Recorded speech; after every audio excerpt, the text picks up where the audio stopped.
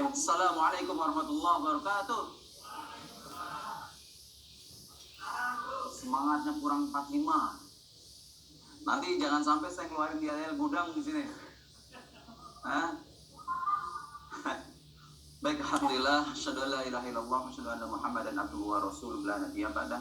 Allahumma shalli ala Muhammad wa ala ali Muhammad. Rabbi shrah li sadri wa yassir li amri wahlul 'uqdatam min lisani yafqahu qawli. Allahumma la sahla illa ma ja'altahu sahla wa anta taj'alul hazana ya syi'ta sahla.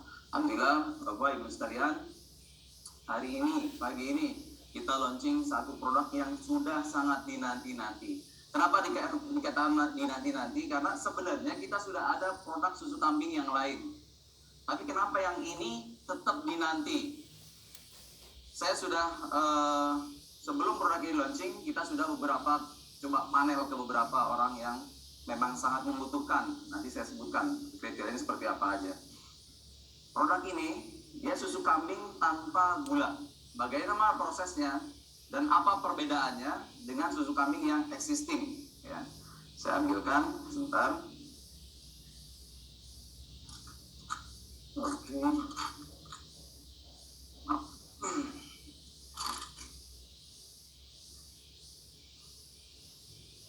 Sebelum saya jelaskan tentang proses susu kambing ini, saya akan jelaskan dulu bagaimana proses pembuatan susu kambing EGM yang existing yang sudah kita konsumsi selama ini. Susu EGM ini mengandung gula, ya, gula pasir. Kenapa dia menggunakan gula? Karena kita pakai teknologi yang tradisional. Walaupun sudah otomatis, sudah dipakai mesin, tapi semua konsep-konsepnya masih menggunakan konsep tradisional. Bagaimana cara tradisionalnya itu? Bapak Ibu kalau pernah mungkin waktu aktif di PKK atau di Karang Taruna itu mungkin pernah dapat pelatihan bikin katakanlah jahe serbuk gitu ya. Itu prosesnya sama persis. Jadi kalau jahe serbuk misalkan konsentrat jahenya itu direbus bersama dengan gula pasir. Terus di atas kompor yang apinya kecil ya, sampai nanti dia berbentuk menjadi karamel kemudian mengkristal.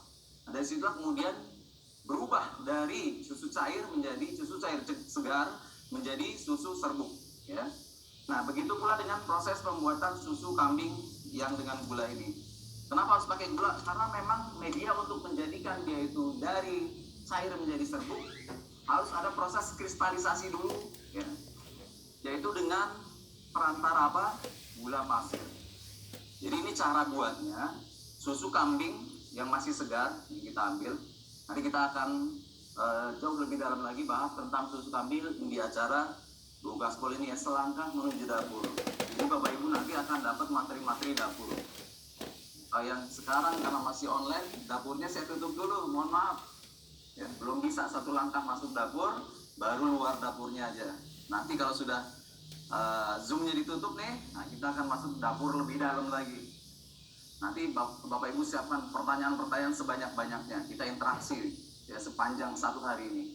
Baik, kembali. Proses pembuatan susu kambing yaitu susu yang pakai gula itu, kemudian di atas kompor kecil disangrai kalau metode tradisional. Disangrai seperti itu, lama-lama dia akan mengkristal. Dari situlah kemudian jadi serbuk. Kalau nggak pakai gula, nggak akan bisa. Karena gula dia nanti akan bisa menjadikan air dia akan mengikat air menjadi butiran-butiran kristal. Dari situlah menjadi susu serbuk. Oke? Nah, sehingga susu ini mengandung gula pasir yang ini. Kemudian bagaimana dengan susu kambing yang sekarang ini? Ini udah menggunakan teknologi yang jauh lebih canggih ya. Karena ini, dan terus terang aja, saya udah beberapa kali coba, banyak gagalnya menggunakan mesin-mesin yang banyak ya, menggunakan berbagai mesin sampai alhamdulillah saya dapati ini sudah yang hasil yang terbaik menurut saya. Karena saya sudah uji lab, nanti Bapak Ibu di acara ini ya dapurnya saya bukain hasil uji labnya seperti apa. Oke. Bagaimana prosesnya? Ini kok tanpa gula kok bisa jadi serbuk? Kita menggunakan proses namanya spray dryer, bukan metode sangrai lagi. Nanti saya akan tampilkan di ini ya, mesin spray dryer itu seperti apa. Yang Zoom mohon maaf saya nggak tampilkan, sengaja biar nanti Bapak Ibu menantikan acara offline kami. Kameranya mana nih? Sini. Oke. Nanti biar Bapak Ibu menantikan acara duo gaspol di daerah masing-masing. Nah, saya akan pakai ini aja ya, pakai tulisan aja. Saya terus terang lebih suka kalau presentasi itu semua mengalir interaktif. Saya nggak menyediakan slide sama sekali. Dan saya lebih suka menggunakan fitur seperti ini karena apa? Mudah diduplikasi sehingga Bapak Ibu nanti di jaringan Bapak Ibu nggak ada alasan untuk tidak bisa menduplikasi. Caranya gampang, oh Pak, saya nggak punya laptop, saya nggak bisa presentasi, saya nggak punya infocus, nggak punya apa segala macam. Oh nggak perlu kok, mau butuh orang-orang doang. Oh Pak, saya lupa bawa pulpen, oh nggak perlu kok, cuma mau cuap-cuap aja. Banyak cara kalau mau sukses. Sebaliknya, kalau nggak mau sukses, banyak juga alasan yang bisa diutarakan. Betul? Baik, saya akan mulai presentasi dengan pola-pola yang sederhana ini. Ya. Nanti Bapak Ibu bisa duplikasi. Mesin spray dryer itu dia berbentuk tabung seperti ini, tabung tinggi, kemudian di bawahnya mengerucut seperti ini, kemudian di sini, nanti di sini ada tempat penampungannya. Ini tinggi, jadi tanya ya, mungkin bisa 20 meteran, bahkan bisa lebih tinggi lagi. Di ujungnya sini ada beberapa nozzle itu terhubung dengan selang.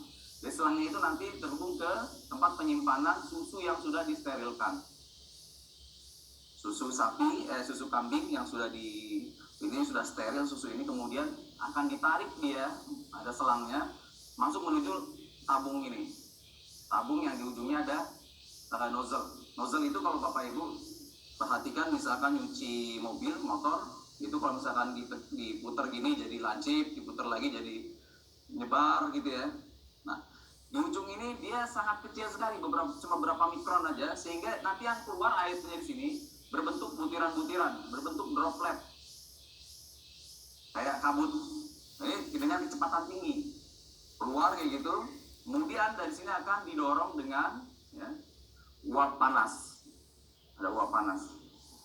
Jadi droplet tadi didorong dengan uap panas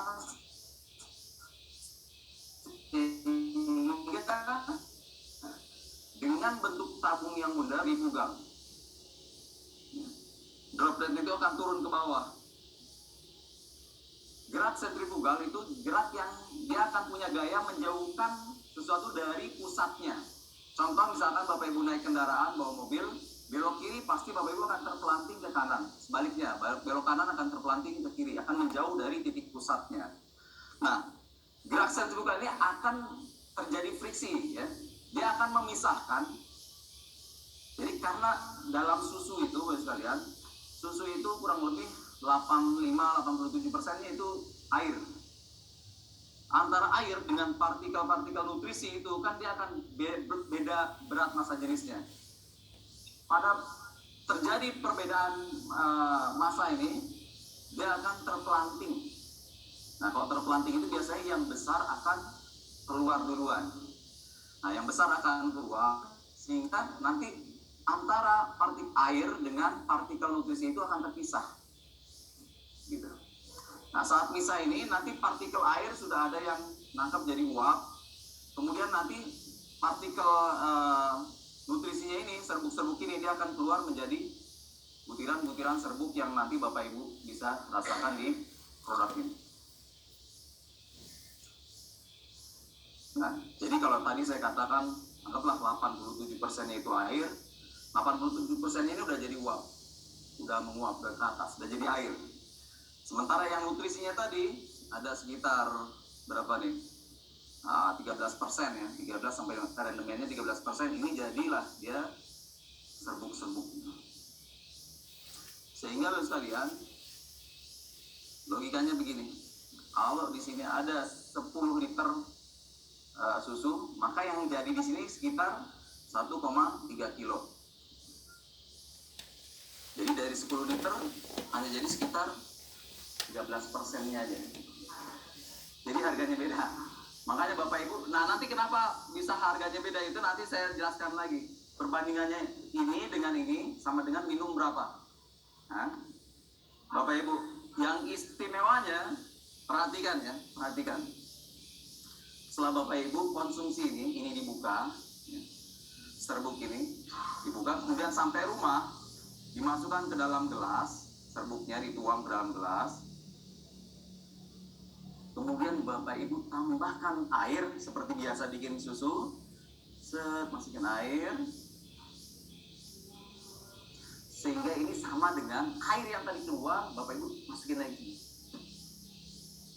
sehingga ini sama dengan, mirip dengan sebelum diapa-apain.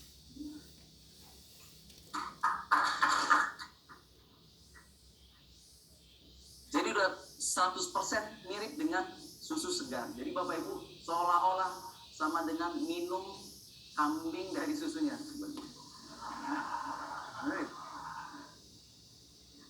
Minum air. Itu kan, saking semangat, orang semangat boleh salah ya. Minum susu dari ambingnya si kambing itu. Sama. Sehingga ini sama dengan seperti ini. Nah, nutrisi, saya sudah uji lab hasil yang ada di sini. Saya mohon maaf, laptopnya belum terkoneksi dengan layar. Saya sebutkan aja angkanya. Untuk yang full cream, oke, saya sampaikan dulu perbedaannya antara full cream dengan skim. Full cream itu apa adanya susu, itulah kurang lebih yang gampangnya. Full cream itu apa adanya susu. Habis diperas, ya sudah, susu ada kayak gitu ya sudah.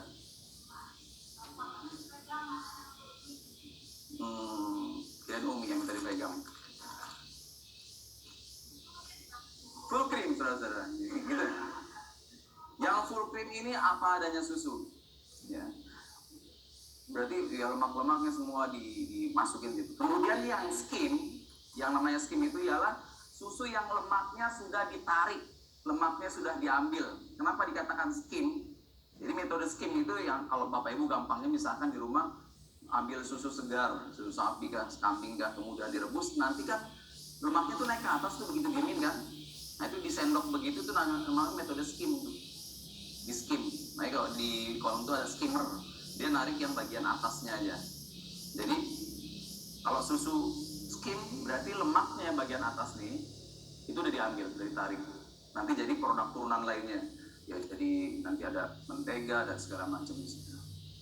Jadi kalau yang skim tanpa lemak, kalau yang full cream udah apa adanya.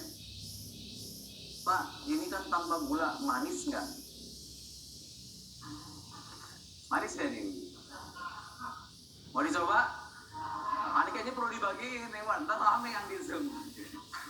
Jangan tepuk tangan dulu, belum tentu dibagiin.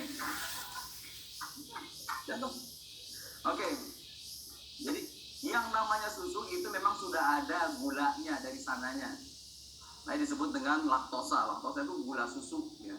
Gula pada susu itu laktosa. Jadi rasanya manis gurih pastinya.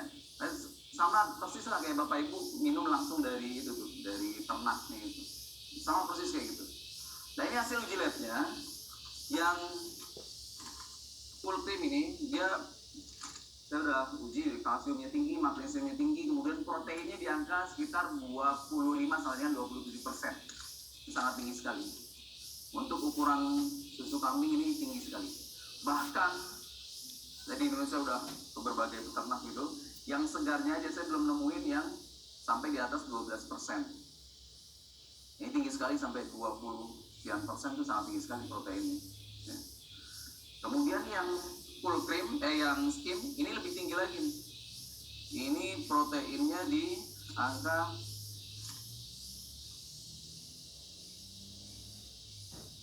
60% proteinnya.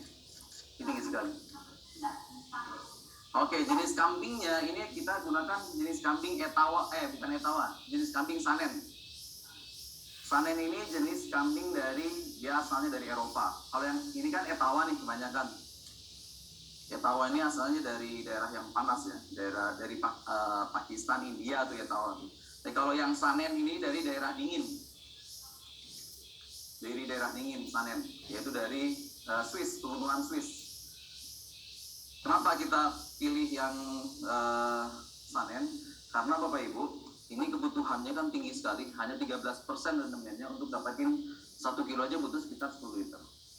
Sanen ini tingkat produktivitas yang jauh lebih tinggi dibandingkan etawa. Jadi kalau etawa ini perharinya antara 2 sampai 4 liter per 1 ekor. Kalau sanen itu 4 sampai 7 liter per harinya. Saya pernah lihat sanen langsung. Itu kalau boleh dianalogikan itu perawakannya kambing.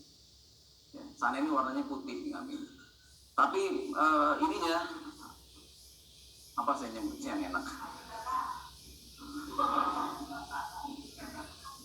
Apa sih kalau di ini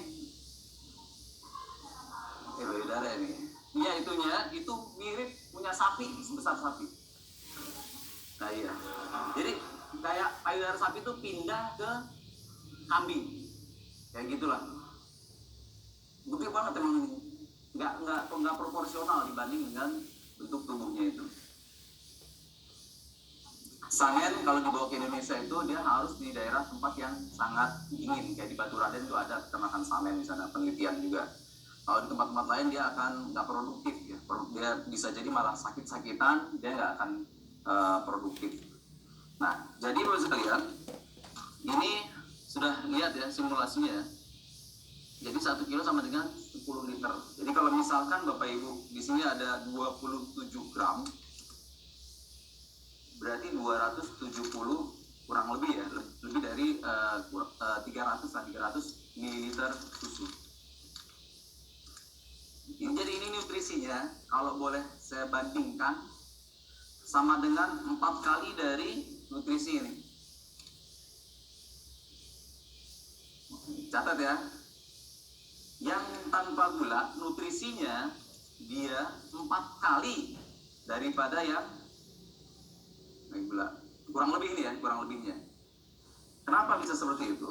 Karena Bapak sekalian, ini tadi saya sudah jelaskan prosesnya. Ini mulai dari dia keluar dari nozzle-nya ini sampai dengan turun ke sini, hitungannya detik. Sehingga dia terpapar panasnya nggak terlalu lama. Sehingga nutrisinya bisa dibilang utuh. Yang pertama ini. Kedua, memang bahan bakunya sudah bagus duluan. Saya mohon maaf, saya kasih bocoran sedikit. Ini kita pakai susunya karena ini sanen ya, sanen dari Eropa, jadi kita memang ambil dari sana. Di sana sudah diterapkan termasuk halalnya juga. Kalau di Eropa itu halalnya, dia dalam radius beberapa kilometer nggak boleh ditemui adanya peternakan babi. Ya, padahal yang kita ambil susunya loh. Tapi regulasi seperti itu, mereka nggak boleh. Yang kedua, susu yang kita ambil ini dia free antibiotik, benar-benar nggak harus free antibiotik. Sebelum diproses ini dia ada beberapa proses. Pertama, susu diambil dari peternak yang sudah ada ininya. Dan dari dia ngambil sampai dengan ke pabrik pengolahan, dia nggak boleh lebih dari, dia hanya hitungan 1 jam, nggak boleh dari 2 jam perjalanannya itu, sehingga semua proses cepat. Kemudian sampai di pabrik, itu yang pertama kali dilakukan ialah sebelum ngecek yang lain-lainnya, ada milk analyzer, dilihat fatnya berapa, proteinnya berapa, dia menunjukkan ada campurannya atau enggak. Di situ ada tuh di alatnya itu. Yang ini juga begitu. Kita juga terapkan di susu kambing ini, sebelum kita olah diuji dulu. Jadi nanti orang mau dicampur, kan sekarang banyak tuh orang nyampur air kah, dicampur dengan apa, itu nanti ketahuan. Itu mudah sekali untuk buat mendeteksi ini palsu atau nggak palsu, atau ini ada campuran atau nggak ada campuran, itu sangat mudah. Yang sulit yang nggak bisa deteksi itu ialah adanya residu cemaran antibiotik. Ini yang bahaya. Karena ternak itu kalau sakit atau apalagi kalau misalkan ambingnya sering dipencet gitu ya, dia biasanya akan terjadi radang. Apalagi kalau sapi, dia bukan cuma dipencet, bahkan saat dia tidur duduk blek, ini nyentuh tanah, yang di tanah itu udah bercampur sama sama pipisnya dia, maka sering didapati mas pipis pada ambingnya si sapi, radang. Nah itu butuhnya apa? Harus dikasih antibiotik, chloramphenicol atau sejenisnya. Nah, ternak, hewan ternak yang ruminansia yang sudah dikasih antibiotik, maka dia akan kebawa ke susunya, akan terjadi cemaran itu. Ada penelitian itu, kita coba susu yang sudah ini nanti saya perdalam lagi di acara 12 Pol ya. Itu setelah disuntik sampai dengan 5 hari Bapak sekalian, itu masih terdeteksi kandungan antibiotiknya pada susu. Pada susunya loh. Maka di produk ini nih nggak boleh. Benar-benar bebas antibiotik, diperiksa dulu. Nggak ada antibiotik, baru diproses ke berikutnya. Masuk analyzer ya, dicek fat, protein dan seterusnya. Masuk, oke ini masuk kategori, baru dia diproses. Itulah mengapa kadar protein, kadar magnesium, kalsiumnya pun itu tinggi pada produk susu kambing Hania ini. Ada pertanyaan Bapak sekalian? Kalau kita lanjut. Ini pada diem aja, pada lemes atau gimana? Oh belum dibagiin, Masya Allah. Oke. Umi ada yang ditambahkan? Yang saya sampaikan ada yang kurang atau bagaimana? Atau nanti lebih dalamnya? Ya. Boleh tanya.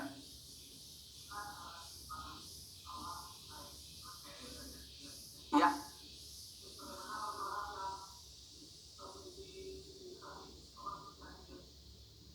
Itu lain soal, beda. Yang penting kita sajikan ini free, bebas antibiotik. Ya kalau orang itu misalkan dia konsumsi antibiotik juga, konsumsi itu juga, itu pilihan dia saat dia sakit untuk memilih minum antibiotik.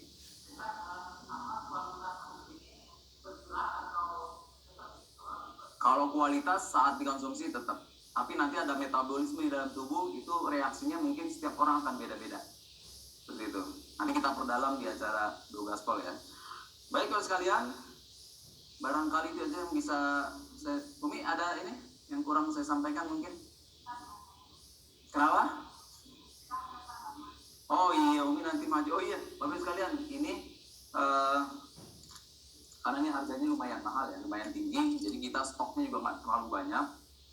Biar apa? Agar suplai bahan bakunya itu selalu segar. Itu aja tujuannya. Kalau misal, dan ini kan karena bahan bakunya lumayan lama juga untuk bisa sampai kita proses, sehingga saya kepengen semua selalu segar. Ya. Dan ini Bapak sekalian, testimoninya sudah banyak. Nanti Umi Sabil bisa saya sampaikan. Di antaranya saudara kita yang sama-sama kita kenal ya, dulu di LED ada yang sampai sakit beberapa bulan, badannya habis, Anda saya kirimi ini ya. Dan itu sekarang sudah normal kembali badannya.